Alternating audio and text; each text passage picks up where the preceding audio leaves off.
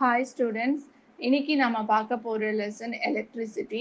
இந்த lesson 7th standard scienceல second termல second unit கொடுத்திருக்காங்க. இந்த electricity lessonோட book back 1 mark question and answers தான் நம்ம பார்க்க போறோம். First பார்க்க போறது choose the correct answer. First question. In the circuit diagram below, 10 units of electric charge move past point X every second. What is the current in the circuit? Options are A 10 ampere, B 1 ampere, C 10 volt, D 1 volt. Correct answer is option A 10 ampere. Second question, in the circuit shown, which switches must be closed to light up the bulb? The switches are L, M or N. இந்த circuit diagram வந்துட்டு உங்களுக்கு புக்கில் கொடுத்துருந்துருப்பாங்க. அந்த புக்கில் இருக்கிற diagram refer பண்ணிக்கோங்க.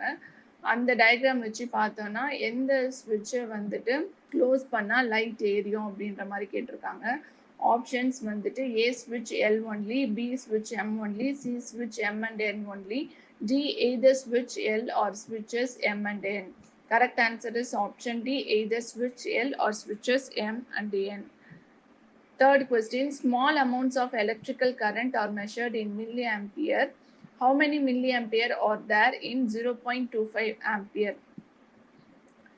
Options are A 2.5 milliampere, option B 25 milliampere, option C 250 milliampere, option D 2500 milliampere. Correct answer is option C 250 milliampere. இதுக்கு என்னன்னு பார்த்தீங்கன்னா 1 ampere equal to 1000 milliampereன்னு சொல்லியிருக்காங்க.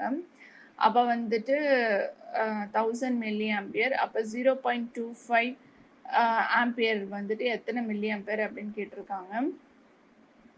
அப்போ 0.25 into 1000 போட்டோம் அப்படின்னாக்கா நம்மளுக்கு கிடைக்கிறது 250.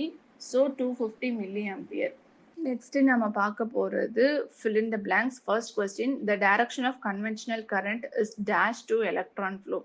Correct answer is opposite to electron flow. Conventional கரண்ட்னா என்னன்னா, எலக்ட்ரான்ஸ்னு ஒரு விஷயத்தை கண்டுபிடிக்கிற முன்னாடி வரைக்கும் சயின்டிஸ்ட்லாம் என்ன பிலீவ் பண்ணிட்டு இருந்தாங்கன்னா, positive end to negative end flow ஆகும் அப்படின்னு நினச்சிட்டு இருந்தாங்க. அதுக்கு தான் கன்வென்ஷனல் கரண்ட் அப்படின்னும் பேர் இருந்துச்சு. அதுக்கப்புறம் எலக்ட்ரான்ஸ்னு ஒரு விஷயம் கண்டுபிடிக்கப்பட்டதுக்கு அதுக்கப்புறம் தான் அவங்க கண்டுபிடிச்சாங்க இந்த எலக்ட்ரிக் சார்ஜஸோட ஃப்ளோ வந்துட்டு நெகட்டிவ் எண்டுலேருந்து பாசிட்டிவ் எண்டு நோக்கி இருக்கும் அப்படின்னு சொல்லிட்டு எலக்ட்ரான் ஃப்ளோ அப்படின்னு சொல்லுவாங்க.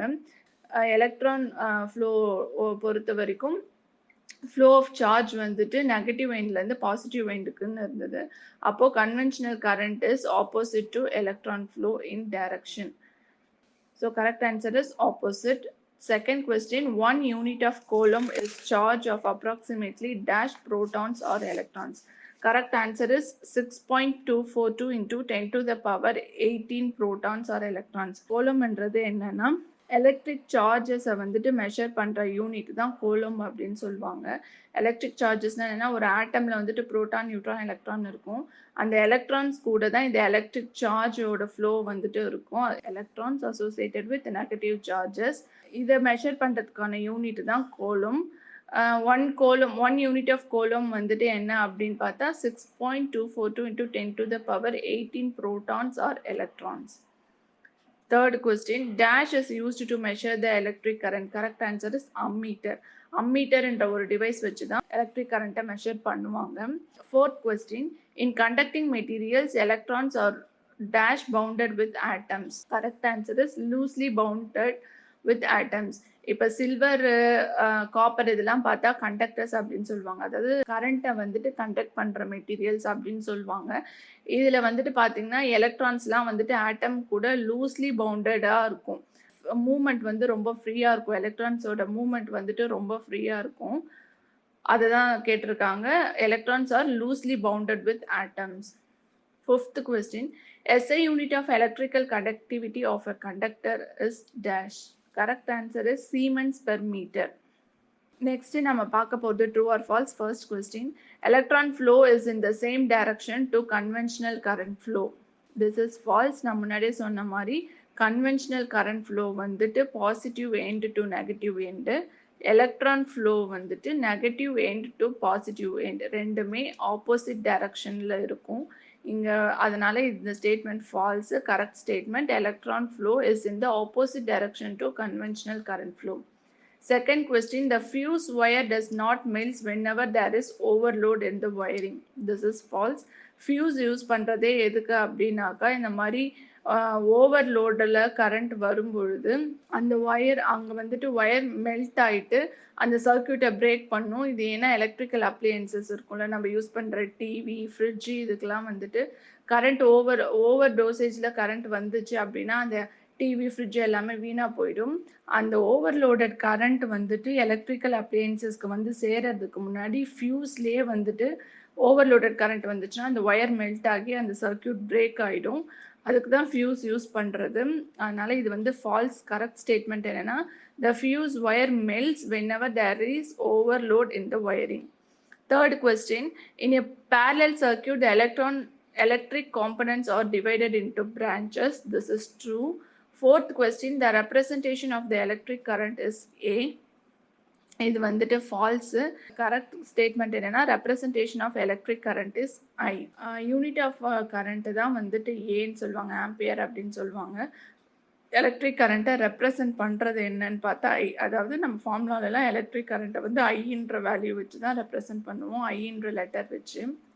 Fifth question, the electrical conductivity of the semiconductor is in between a conductor and an insulator. This is true. கண்டக்டர்ன்றது என்னென்னா கரண்ட்டை வந்து ரொம்ப நல்லா கண்டக்ட் பண்ணும், பாஸ் பண்ணும். இன்சுலேட்டர் வந்துட்டு கரண்ட்டை வந்துட்டு கண்டக்ட் பண்ணவே பண்ணாது. செமிகண்டக்டர்ன்றது இது ரெண்டுத்துக்கும் நடுவில் இருக்கும். நெக்ஸ்ட்டு நம்ம பார்க்க போகிறது match the following. First question, cell. இது கரெக்ட் ஆன்சர் என்னென்னா a device which converts chemical energy into electrical energy. Second question, switch. இதுக்கு correct answer used to open or close a circuit. Third question, circuit. இதுக்கு correct answer a complete path for the flow of an electric current. Fourth question, miniature circuit breaker. இதுக்கு correct answer reset by hand. Circuit becomes complete once again. Miniature circuit பிரேக்கர்னால் என்னென்னா, முன்னால் நம்ம fuse use பண்ணிட்டு இருந்தோம், இப்போல்லாம் வந்துட்டு இந்த மினியேச்சர் சர்க்கியூட் பிரேக்கர் தான் யூஸ் பண்ணுவோம். இதில் வந்துட்டு ஒயர் மெல்ட் ஆகாது, ஜஸ்ட்டு வந்துட்டு அந்த ஸ்விட்ச் வந்துட்டு ஆஃப் ஆகும். நம்ம மறுபடியும் போய் அதை ரீசெட் பண்ணிட்டோம்னாக்கா சர்க்கியூட் மறுபடியும் வந்துட்டு ஒர்க் ஆக ஆரம்பிச்சிடும். Fifth question, fuse. இதுக்கு correct answer safety device used in electric circuit. Next நம்ம பார்க்க போகிறது analogy. First question, water pipe electric current. அதாவது வாட்டர் வந்துட்டு பைப்பில் ஃப்ளோ ஆகும், எலக்ட்ரிக் கரண்ட் எதில் ஃப்ளோ ஆகும்னு பார்த்தா ஒயரில் ஃப்ளோ ஆகும். So correct answer is wire. Second question, copper conductor, would என்ன? காப்பர் வந்துட்டு ஒரு கண்டக்டர், வுட் என்னன்னு கேட்டிருக்காங்க. வுட் ஒரு இன்சுலேட்டர், வுட்டில் வந்துட்டு கரண்ட் பாஸ் ஆகாது. Third question, length metre scale.